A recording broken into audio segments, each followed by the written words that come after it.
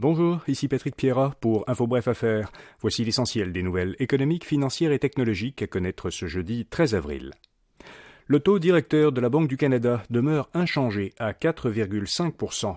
La Banque centrale indique dans un communiqué qu'elle continue d'évaluer si la politique monétaire est assez restrictive pour ralentir l'inflation à sa cible de 2% et qu'elle demeure prête à relever le taux directeur si nécessaire. La Banque du Canada s'attend à ce que le taux d'inflation annuel, qui était de 5,2% en février, ralentisse à 3% cet été, puis plus graduellement par la suite pour revenir à 2% à la fin de l'an prochain. Le groupe de pirates informatiques pro-russes No Name, le même qui avait attaqué avant-hier le site web du Premier ministre canadien, a revendiqué des attaques contre plusieurs sites web d'entreprises canadiennes, dont le Port de Québec, le Port de Montréal et la Banque Laurentienne. Ces sites ont été inaccessibles par moments hier. La hausse des coûts forcera une ferme sur 10 à cesser ses activités.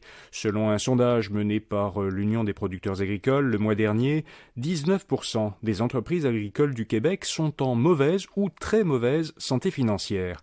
Les causes le plus souvent mentionnées sont la hausse des taux d'intérêt, l'augmentation du coût des intrants de production et l'accélération globale de l'inflation. Le résultat, c'est que 11% des entreprises agricoles qui ont répondu au sondage disent qu'elles prévoient fermer définitivement au cours des 12 prochains mois.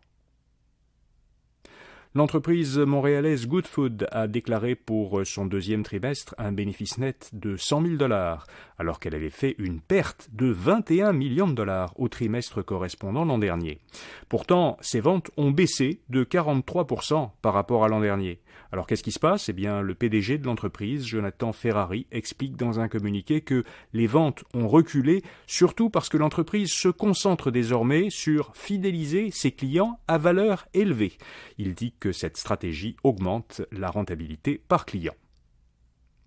Et puis, Bitfarms minera des bitcoins à Baie-Comeau.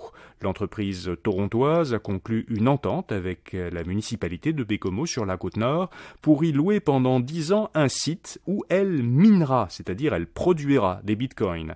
La production de bitcoins requiert beaucoup d'électricité. Alors pour cette raison, Bitfarms s'est aussi entendu avec la ville pour acheter 22 mégawatts de capacité hydroélectrique au prix de 1,6 million de dollars américains.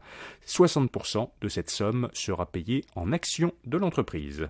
Voilà, vous savez l'essentiel. À demain matin pour un prochain bulletin de nouvelles Info Bref Affaires. Bonne journée.